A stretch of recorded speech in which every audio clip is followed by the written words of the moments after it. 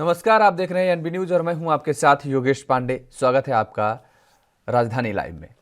दिल्ली में corona virus के नए मामलों की संख्या बढ़ते हुए 20,000 के आंकड़े को पार पहुंच गई है और देश की राजधानी में पिछले 24 घंटे में 20,181 नए कोरोना मामले आए हैं और इस दौरान 7 मरीजों की मौत भी कोरोना संक्रमण के कारण हो गई है।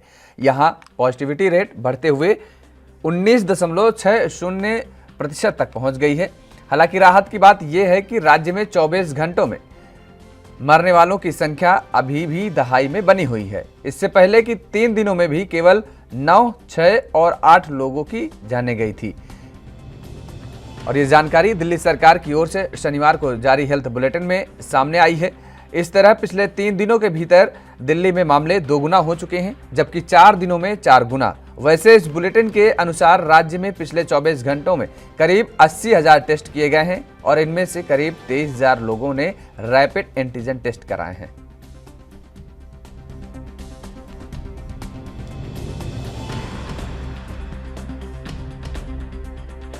तो कोरोना के मामले लगातार बढ़ते जा रहे हैं। दिल्ली में कोरोना के मामले थमने का नाम नहीं ले रहे हैं। कोरोना के 20,000 से ज्यादा नए मामले सामने आए हैं।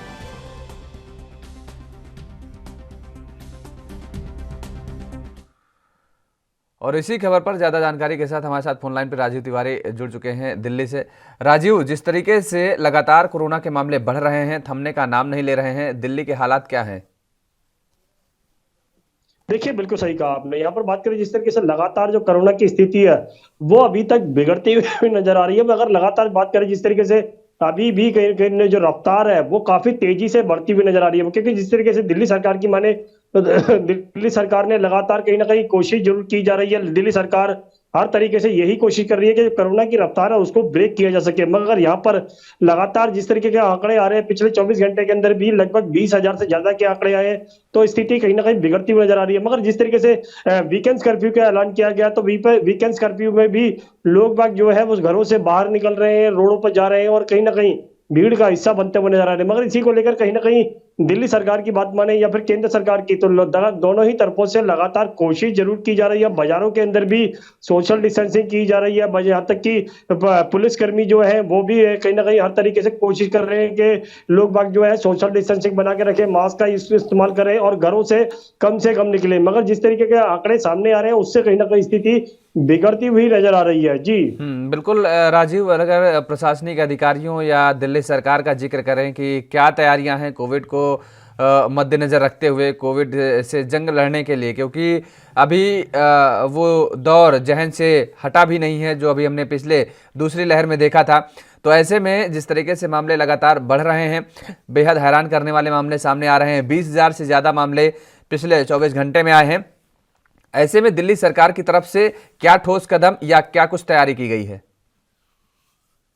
देखिए, बिल्कुल सही कहा आपने। यहाँ पर बात करें दूसरी लहर की, तो दूसरी लहर के अंदर कहीं ना कहीं स्थिति बिगड़ती हुई देखी थी और सबने ही कहीं ना कहीं परेशानियों को सबब देखा था। लगातार कहीं ना कहीं सरकार की बात माने तो सरकार उस समय भी कहीं ना कहीं कोशिश कर रही थी, मगर उस समय कहीं ना कहीं स्थिति बहुत ज्यादा कंट्रोल में नहीं हो पाई थी और जिसकी वजह से कहीं ना कहीं केंद्र सरकार ने ही सहयोग किया था। मगर अब जो स्थिति है तीसरी लहर की बात करें तो तीसरी लहर के अंदर भी अभी तक जो अस्पतालों के अंदर हालात है वो सामान्य होते हुए नजर जरूर आ रहे हैं, मगर अभी तक अस्पतालों के अंदर भी मरीजों की संख्या जो है वो लगातार बढ़ती हुई नजर आ रही है और कहीं ना कहीं मरने वालों की संख्या जो है वो भी बढ़ती हुई नजर आ रही है। मगर लगातार कहीं ना कहीं जिस तरीके से दिल्ली सरकार कोशिश कर रही है कि अस्पतालों के अंदर बेडों की संख्या और ज्यादा बढ़ाई जा रही है, यहाँ तक कि और वैक्सीनेशन की जो प्रक्रिया है 10 जनवरी से जिसकी कैसे बूस्टर डोज की शुरुआत की जा रही है, तो कहीं ना कहीं उसको लेकर भी कहीं ना कहीं कोशिश की जा रही है। बच्चों के लिए टीकाकरण बिल्कुल चलाया जा रहा है, यहाँ तक कि जिन लोगों ने पहली डोज या फिर दोनों डोज ले चुके हैं उनके लिए भी कहीं ना कहीं सुविधाएं की जा रही है। लगातार ऑक्सीजन की जो प्लांट है वो भी चालू कर दिए गए हैं। अस्पतालों के अंदर ऑक्सीजन बेडों की बात करें, आईसीयू बेडों की बात करें, वो भी निरंतर बढ़ाने की कोशिश की जा रही है। मगर कहीं ना कहीं लापरवाही जरूर देखने को मिल रही है, जिसकी वजह से आंकड़े जरूर बढ़ते हुए नजर आ रहे हैं, चाहे वो ओमिक्रॉन की वजह से हो या फिर कह सकते हैं कोरोना की वजह से हो। मगर लगातार सरकारें जिस तरीके से कोशिश कर रही है उसकी वजह से कहीं ना कहीं थोड़ी बहुत रफ्तार जरूर कम हुई है, मगर आंकड़े अभी भी कम होते हुए नजर नहीं आ रहे हैं। जी बिल्कुल राजीव, लेकिन सबसे बड़ी बात है आंकड़ों के कम होने की, तो ऐसे में लोगों को जागरूक होना बेहद जरूरी है। अगर अब वर्तमान में, क्योंकि पिछले दिनों जो देखा जा रहा था, दिल्ली के बाजारों में भीड़ उमड़ती थी, जनसैलाब उमड़ता था, लोगों में लापरवाही देखने को साफ तौर पर मिलती थी, जागरूक होने का नाम नहीं ले रहे थे, मास्क लगाते नजर नहीं आ रहे थे। ऐसे में क्या अब बढ़ते हुए मामलों को लेकर के दिल्ली की जनता में जागरूकता बढ़ रही है, या फिर जिस तरीके से मामले बढ़ रहे हैं लगातार, दिल्ली की जनता में एक बार फिर से डर बैठ रहा है कि अगर वो लापरवाही बरतेंगे तो वो पुराना मंजर एक बार फिर से रिपीट हो सकता है? देखिए, बिल्कुल सही कहा आपने। यहाँ पर बात करें लोगों के डर की, तो लगातार कहीं न कहीं लोगों के दिन और दिमाग में दोनों में डर बैठता हुआ नज़र आ रहा है, क्योंकि जिस तरीके से दूसरी लहर के अंदर स्थिति देखी थी, वही स्थिति कहीं न कहीं तीसरी लहर के अंदर भी कहीं न कहीं देखने को मिल सकती है, और इसी को लेकर कहीं न कहीं अब लोग जो है, वो अपने घरों में ही रुके हुए हैं। यानी कल जो परिस्थिति थी, यानी कि शनिवार की, जिसके अंदर वीकेंड कर्फ्यू का ऐलान किया गया था, वो कहीं न कहीं अब लोगों के लिए कहीं न कहीं डर बना हुआ। लोग बाग 80% से ज़्यादा लोग जो है, वो अपने घरों के अंदर ही रुके हुए थे, चाहे वो सरकार के डर की वजह से हो या फिर कोरोना के डर की वजह से हो। मगर लगातार कहीं ना कहीं लोग जो है, वो सोशल डिस्टेंसिंग की बात करें, या फिर कोरोना की रफ्तार की बात करें, या फिर कहें डर की वजह से कहीं ना कहीं अपने आप को सेव करने की कोशिश कर रहे हैं, चाहे वो वैक्सीन के द्वारा हो या फिर घरों के अंदर रुकने की प्रक्रिया हो। और यही प्रक्रिया कल देखने को मिली। लगातार कहीं ना कहीं बारिश की वजह से भी लोग घरों के अंदर रुके रहे, और कहीं ना कहीं जो कोरोना का डर था या फिर कहें कर्फ्यू का डर था, वो भी कहीं न कहीं लोगों के अंदर देखने को मिला। मगर यही स्थिति अगर आज भी बनी रहती है, तो कहीं न कहीं आंकड़े आज शायद कम हो सकते हैं, क्योंकि जो कल के जो आंकड़े आएँगे, वो कहीं न कहीं आज परिस्थिति को सामने दर्शाएँगे, और जिसके तरीके से आंकड़े सामने आएँगे, तो लगता है कि आज के जो आंकड़े होंगे, वो कहीं न कहीं कम होते हुए नज़र आएँगे। जी। चलिए, तमाम सारी जानकारी देने के लिए बहुत बहुत शुक्रिया। राजीव तिवारी हमारे साथ जुड़े हुए थे, दिल्ली से संवाददाता। तो लगातार मामले बढ़ते जा रहे हैं।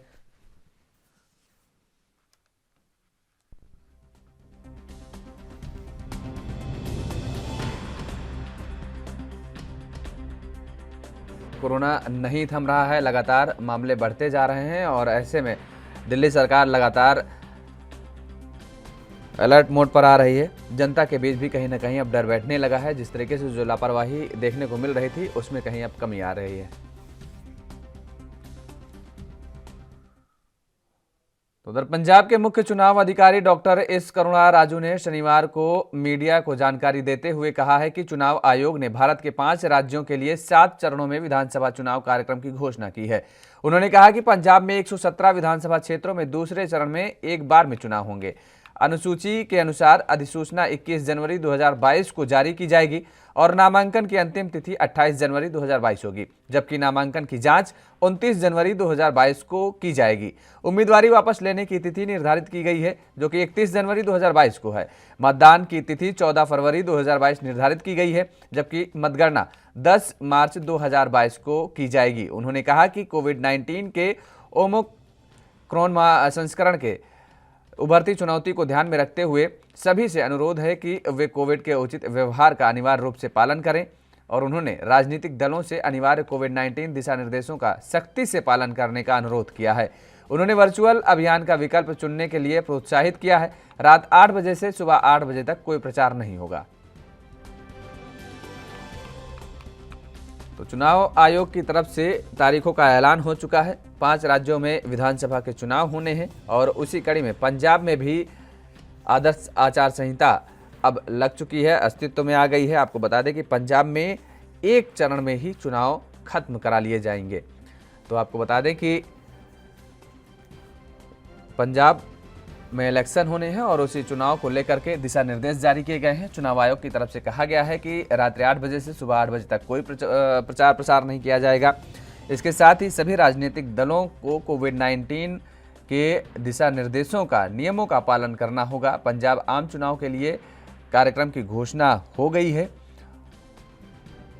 और ऐसे में चुनाव आयोग की तरफ से सभी राजनीतिक दलों को दिशा निर्देश दिए गए हैं कि वो कोविड को ध्यान में रखते हुए कोविड के नियमों का पालन करना उनके लिए अनिवार्य होगा, और रात्रि 8 बजे से सुबह 8 बजे तक प्रचार प्रसार नहीं कर पाएंगी कोई भी पार्टी, राजनीतिक दल।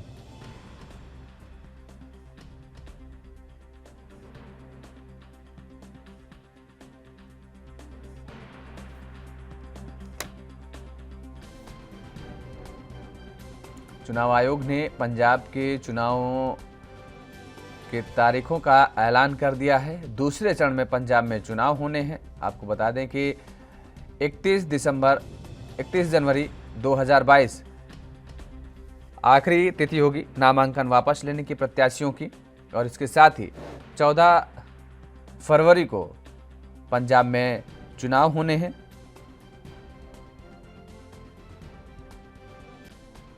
और इसी के तहत चुनाव आयोग ने जानकारी देते हुए कहा है कि सभी राजनीतिक पार्टियों को ये दिशा निर्देश दिए गए हैं कि कोरोना के चलते कोविड नियमों का पालन करना इन सभी राजनीतिक दलों के लिए अनिवार्य होगा और प्रोटोकॉल का पालन करना होगा इन राजनीतिक दलों का। इसके साथ ही साथ प्रचार प्रसार के लिए भी तमाम सारी नई गाइडलाइन जारी की गई हैं और उसके अनुसार कोई भी राजनीतिक दल सुबह रात्रि 8 बजे से सुबह 8 बजे तक प्रचार प्रसार नहीं कर सकता है।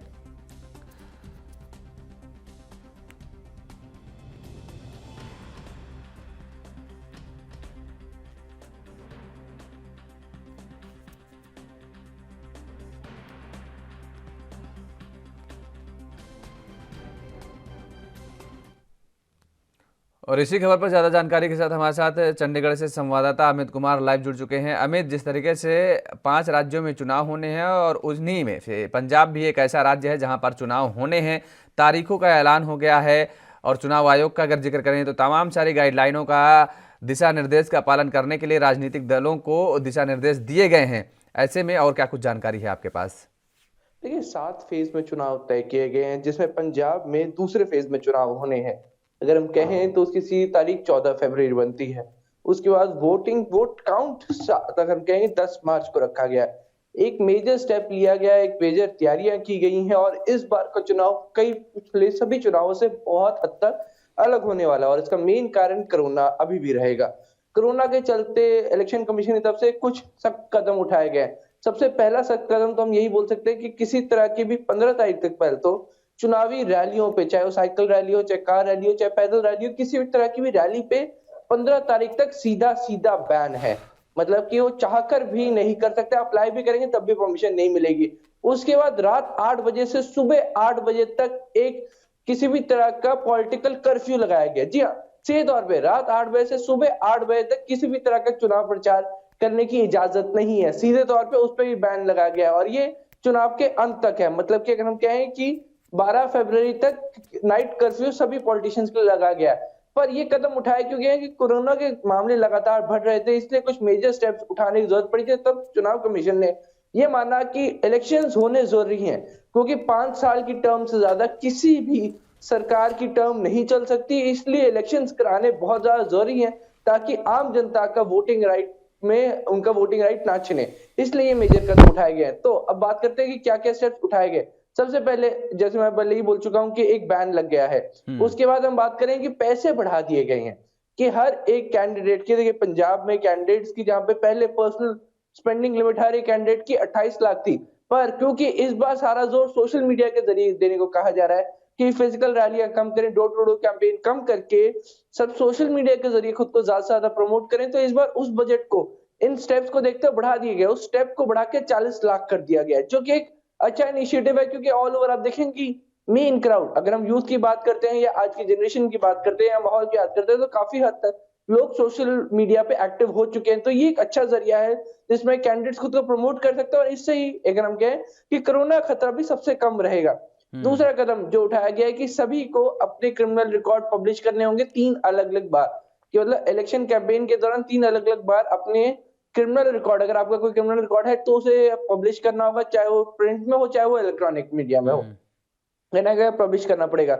उसके बाद एक और स्टेप जो उठाया गया कि सभी पॉलिटिकल पार्टीज को अपने मेन पेज पे, मतलब कि जैसे ही किसी पॉलिटिकल पार्टी की आप वेबसाइट खोलोगे तो सबसे ऊपर उनकी कैंडिडेट की ही डिटेल आनी चाहिए और आखिर क्यों उन्होंने इस कैंडिडेट को चुना जिसके पास क्रिमिनल रिकॉर्ड है। स्पष्टीकरण सीधे तौर पे माना गया कि अगर इस कैंडिडेट के पास कोई क्रिमिनल रिकॉर्ड है और उसके बावजूद इसे चुना गया, तो एक स्पष्टीकरण चाहिए कि आपने यही कैंडिडेट क्यों चुना, ऐसा इस कैंडिडेट में खास क्या था कि सभी कैंडिडेट्स को उसी एरिया से और कोई कैंडिडेट आपको नहीं मिला।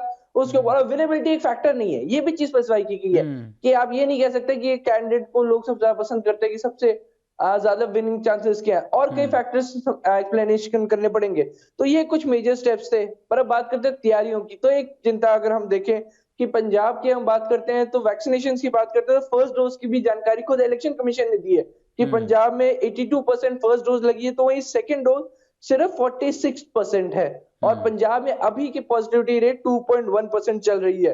तो ये एक मेजर स्टेप अगर हम कहें कि ध्यान देने की जरूरत है। उसके बाद अगर हम कहें और कई छोटी छोटी सहूलतें, जैसे एक कि इस बार क्योंकि कोरोना सेंट्रिक काफी इलेक्शन इस बार रखे गए हैं, तो इस बार कैंडिडेट्स को ऑनलाइन नॉमिनेशन फाइलिंग की भी ऑप्शन दी गई है कि कैंडिडेट घर बैठे भी अपने नॉमिनेशन फाइल कर सकता है, और इलेक्शन कमीशन चाहता है कि लोग इस फैसिलिटी का यूज करें कि वो घर बैठे या कहीं से ही बैठे अपने नॉमिनेशन फाइल कर सकते हैं। पर ये देखना होगा कि इसका इस्तेमाल कौन लगता है, क्योंकि देखिए जब फाइनल नॉमिनेशन फाइलिंग होती है तो एक तरह का हर कैंडिडेट का पावर शो होता है कि अपने एरिया में उसका इन्फ्लुएंस कितना, उसके साथ कितने लोग हैं।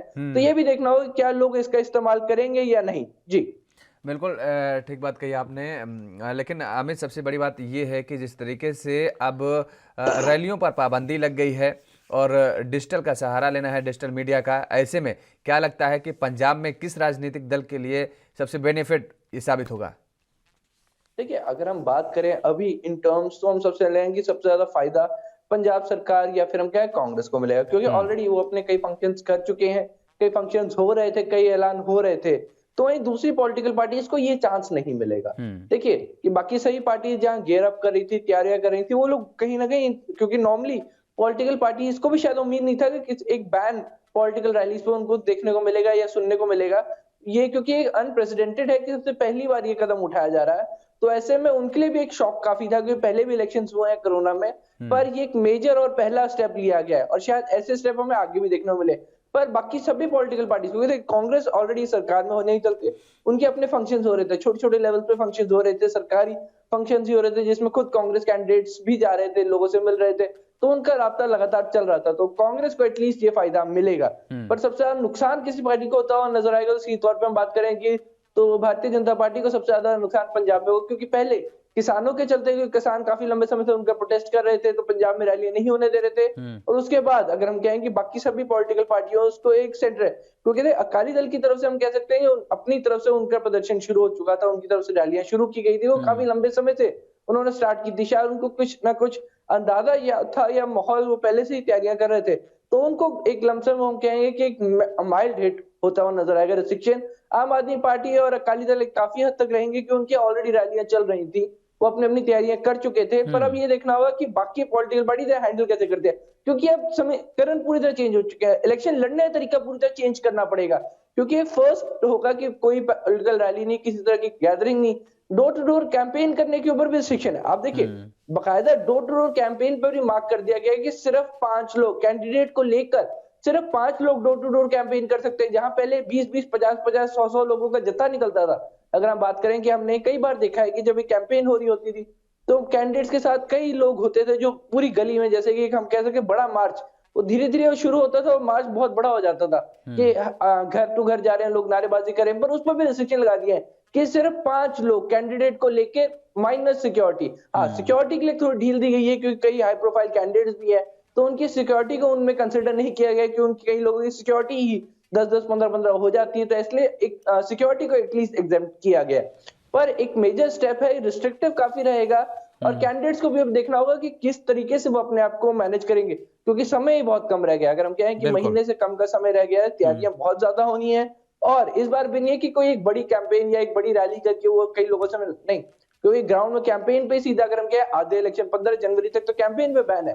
तो ऐसे में ये बहुत ज्यादा जरूरी हो जाता है कि कैंडिडेट्स अपने आप को टाइम मैनेज कैसे करते हैं, सोशल मीडिया का इस्तेमाल कैसे करते हैं। सोशल मीडिया अब उनका मेन सोर्स रह गया है, और इस बार कोई भी सरकार अगर बनती है किसी भी 5 राज्यों में, तो सोशल मीडिया के बेस पे ही बनेगी, और अब ये देखना होगा सोशल मीडिया का इस्तेमाल कौन सबसे अच्छे तरीके से कर पाता है। बिल्कुल, चलिए बहुत बहुत शुक्रिया तमाम सारी जानकारी देने के लिए। हमारे साथ अमित कुमार संवाददाता चंडीगढ़ से जुड़े हुए थे, जिन्होंने तमाम सारी जानकारी दी कि पंजाब सरकार की तरफ से क्या कदम उठाए जा रहे थे और किस वजह से कांग्रेस को बेनिफिट हो सकते हैं ऐसे में, क्योंकि चुनाव आयोग ने तारीखों का ऐलान कर दिया है और बिगुल बज गया है, और दूसरे चरण में पंजाब में चुनाव होने हैं, जो कि 14 तारीख निर्धारित की गई है।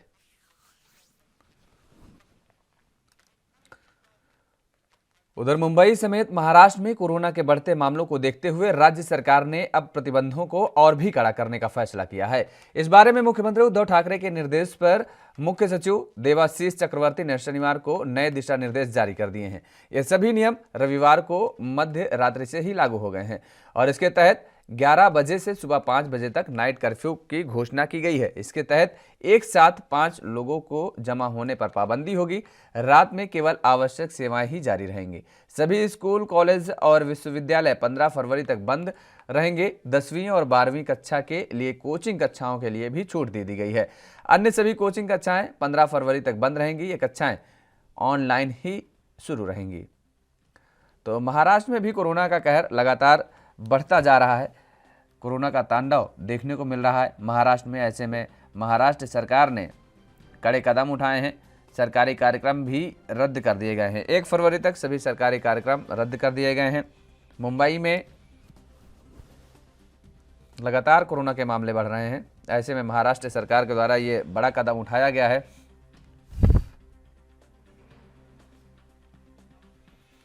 और इसी खबर पर ज्यादा जानकारी के साथ हमारे साथ मुंबई से संवाददाता सत्य प्रकाश सोनी सीधे जुड़ चुके हैं। सत्य प्रकाश, जिस तरीके से लगातार महाराष्ट्र का जिक्र करें, कोरोना के मामले लगातार दिन प्रतिदिन बढ़ते जा रहे हैं, महाराष्ट्र सरकार के लिए चिंता का सबब भी बनते जा रहे हैं। ऐसे में अगर वर्तमान हालातों का जिक्र करें तो क्या है महाराष्ट्र के वर्तमान हालात? बिल्कुल योगेश जी, देखिए महाराष्ट्र में जिस तरह से लगातार कोरोना ने हैट्रिक मारी, यानी कि 20,183, 20,318, 20,763 ये मामले लगातार 3 दिनों से आ रहे हैं मुंबई में। और महाराष्ट्र की बात करें तो 40,000 के पार मामले हैं। ऐसे में महाराष्ट्र सरकार ने बड़े कदम उठाते हुए अब मुंबई में कड़े सख्त कानून ला दिए हैं। सीधे तौर पर उन्होंने कहा है कि जो कानून बताया गया है अगर उसका पालन नहीं किया जाए तो मुंबई पुलिस और महानगर पालिका को सख्त निर्देश दिए गए हैं कि इसको कड़ाई से पालन करवाया जाए। फिलहाल मुंबई पुलिस लगातार अब इस पूरे मामले को लेकर तैयार हो गई है, लेकिन जो कानून जो कड़े प्रतिबंध लगाए गए हैं वो आज रात यानी कि रविवार रात 10 बजे से लागू हो जाएंगे, जिसमें तमाम प्रतिबंध लगाए गए हैं जो बाहर निकलने से लेकर मुंबई में प्रवेश तक के लिए लगाए गए हैं। बिल्कुल सत्य प्रकाश, लेकिन नए गाइडलाइन का अगर जिक्र करें तो शैक्षिक संस्थान बंद कर दिए गए हैं। ऐसे में तमाम सारे लोगों के लिए जिस तरीके से 10th एंड 12th के लिए कहा गया है कि इनकी कक्षाएं, जिनकी कोचिंग जो है वो शुरू रहेंगी, बाकी जो हैं वो ऑनलाइन उनको पढ़ाया जाएगा। सबसे बड़ी बात यहाँ पर ये उठ रही है कि जिस तरीके से कोरोना के मामले लगातार बढ़ रहे हैं, लोगों में जागरूकता का अभाव देखने को मिल रहा है। ऐसे में सरकार के द्वारा कड़े प्रतिबंध लगाए गए हैं जो उनको महाराष्ट्र या मुंबई की जनता किस नजरिए से ले रही है? बिल्कुल योगेश जी, देखिए सिलसिलेवार तरीके से बताते हैं अपने दर्शकों को कि किस तरह से क्या क्या प्रतिबंध रहेगा। सबसे पहले बताते हैं कि 1 से 9 तक की जो स्कूल है वो पहले 31 जनवरी तक बंद था, लेकिन अब उसको 15 फरवरी तक के लिए बंद कर दिया। सभी स्कूल कॉलेजेस को 15 फरवरी तक बंद किया गया है। कोचिंग क्लासेस सिर्फ 10वीं और 12वीं की चलाई जाएगी, जिसमें ऑनलाइन उपस्थित रहेगी। इसके अलावा सभी कोचिंग क्लासेस को बंद किया गया है। दूसरी तरफ स्विमिंग पूल से लेकर रेस्टोरेंट से लेकर तमाम चीजों को जो है 10 बजे से लेकर सुबह 5 बजे तक 7 बजे तक बंद रखा जाएगा। उसके अलावा मॉल थिएटर में भी 50% यानी कि 50% ही लोगों की उपस्थिति रहेगी, लेकिन उन्हें भी रात 10 बजे से लेकर सुबह तक मॉल को। दूसरी बात कि सिनेमा हॉल में भी 50%, शादी समारोह में अगर शामिल होते हैं तो 50 से ज्यादा लोगों को अगर उपस्थिति होती है तो पुलिस उन पर मामला दर्ज करेगी। डेड बॉडी या मृतक शमशान में जाते हैं तो 20 लोगों से ज्यादा अगर रहते हैं तो उनके ऊपर मामला दर्ज किया जाएगा। तो इस तरह के तमाम प्रतिबंध सरकार ने लगाए हैं। खासकर मुंबई में प्रवेश करने वालों को कोविड की दोनों रिपोर्ट होना बेहद जरूरी है, या तो 72 घंटे पहले का RT-PCR रिपोर्ट बेहद जरूरी है, तभी आप मुंबई में प्रवेश कर सकते हैं। दुकानों में काम करने वाले लोगों के लिए RT-PCR या फिर कोरोना की दोनों डोजेस लेना बेहद जरूरी है, नहीं अन्यथा वो काम नहीं कर सकते। अगर सरप्राइज जांच होती है, अगर उसमें पाए जाते हैं तो दुकान मालिक के ऊपर कार्रवाई की जाएगी। तो इस तरह से तमाम कड़े प्रतिबंध सरकार ने इस बार लगाए हैं। हालांकि सरकार का यह प्रतिबंध मुंबई पुलिस और मुंबई महानगर पालिका दोनों को सौंप दी गई है कि उनका पालन करवाना बेहद जरूरी होगा। बिल्कुल सत्य प्रकाश, लेकिन अगर जिक्र करें जिस तरीके से बूस्टर डोज का अब जिक्र हो रहा है, बूस्टर डोज की बात हो रही है, तो महाराष्ट्र में कब से बूस्टर डोज लगाई जाएगी? महाराष्ट्र सरकार की तैयारी क्या है इस डोज पर? बिल्कुल, देखिए महाराष्ट्र सरकार की पूरी तैयारी है बूस्टर को लेकर। महाराष्ट्र सरकार ने कल ही कह दिया था कि 10 फरवरी से 4 लाख बूस्टर डोज उनके पास उपलब्ध है। ऐसे में बूस्टर डोज की उपलब्धता उनके पास है, उनकी पूरी तैयारी है। अगर केंद्र सरकार का आदेश है तो वह उसका पालन करेगी और बूस्टर डोज को क्रमबद्ध तरीके से, यानी कि जो लोग अत्यावश्यक सेवा में आते हैं सबसे पहले उनको बूस्टर डोज देने की बात कही गई है। फिलहाल सरकार की तैयारियां पूरी हो गई है। सरकार पूरी तरह से तैयारी में है कि किस तरह से बूस्टर डोज लोगों को देना है और कैसे चिन्हित करना है और कैसे महानगर पालिका को निर्देश देना है कि बूस्टर डोज की जो पहली डोज होगी या फिर जो प्रक्रिया होगी वो कैसे शुरू की जाए। से एक चीज़ और देखने को मिल रही है, भले ही कोरोना के मामले लगातार बढ़ते जा रहे हैं, मुंबई में हो चाहे फिर महाराष्ट्र में, लेकिन तस्वीरें जो आपके पीछे भी अभी भी देखने को मिल रही हैं, लोग आ जा रहे हैं, लोगों में जागरूकता का अभाव नजर आ रहा है, वो लोग मास्क लगाए हुए नजर नहीं आ रहे हैं। ऐसे ही अभी भी अगर ऐसे चलता रहा, ये सिलसिला लगातार जारी रहा, तो सरकारों के द्वारा लगाया गया प्रतिबंध मुझे लगता है कि कोई कारगर साबित नहीं होगा, क्योंकि जब तक लोग जागरूक नहीं होंगे, जब तक लोगों के अंदर खुद ये आत्ममंथन, आत्मचिंतन करने की शक्ति नहीं पैदा होगी कि कोरोना से हमें लड़ना है और कोविड नियमों का पालन करना है, तब तक सरकार के नियम और कानून कितना कारगर साबित होंगे। बिल्कुल योगेश जी, देखिए जागरूकता से बेहद जरूरी है खुद की जिम्मेदारी। अगर इंसान जिम्मेदार होगा तो जरूर इसका पालन करेगा। हालांकि जिस तरह से महाराष्ट्र सरकार ने और मुंबई पुलिस ने, महानगर पालिका ने कड़े प्रतिबंधों के अलावा जो मास्क की कार्रवाई पर फाइन की गई हो उसको बढ़ा दिया गया है और हर गली मोहल्ले में महानगर पालिका के जो है कर्मचारी मौजूद रहते हैं और कार्रवाई करते हैं। उसके बावजूद भी काफी बार देखा जाता है कि महानगर पालिका की जो जैसे पीछे होते हैं लोग फिर वापस से उसी तरह पूर्वतः हो जाते हैं। तो जाहिर तौर पर ये खुद की जिम्मेदारी वाली बात है। खुद की जिम्मेदारी रखना बेहद जरूरी है। जब आप सार्वजनिक स्थान पे जाते हैं या समाज में जाते हैं या पब्लिक के बीच में जाते हैं तो जाहिर तौर पर आपको मास्क लगाना बेहद जरूरी होना चाहिए। चलिए, बहुत बहुत शुक्रिया तमाम सारी जानकारी देने के लिए। हमारे साथ लाइव जुड़े हुए थे सीधे सत्यप्रकाश सोनी मुंबई से संवाददाता। तो लगातार कोरोना के मामले बढ़ते जा रहे हैं। मुंबई में 20,000 से ज़्यादा नए मामले सामने आए हैं और ऐसे ही महाराष्ट्र का, अगर पूरे महाराष्ट्र का जिक्र करें तो लगातार दिन प्रतिदिन मामले बढ़ते जा रहे हैं। ऐसे में बूस्टर डोज का भी जिक्र किया जा रहा है केंद्र सरकार की तरफ से और अब सभी राज्य सरकारों को निर्देश दे दिया गया है कि सभी राज्य सरकारें इसकी तैयारी भी कर लें और बूस्टर डोज कि जिस तरीके से उपलब्धता कराई जा रही है और लोगों को लगाई भी जाएगी। तो सबसे बड़ी बात यह है कि लोगों में जागरूक होने की ज़रूरत बेहद है, क्योंकि सरकार के द्वारा कड़े नियम और कानून प्रतिबंध लगाए जरूर जा सकते हैं, लेकिन उनको अमल में लाना सरकार, प्रशासनिक अधिकारियों का काम है और अमल में उसका अमल करना आम जनमानस का काम होता है।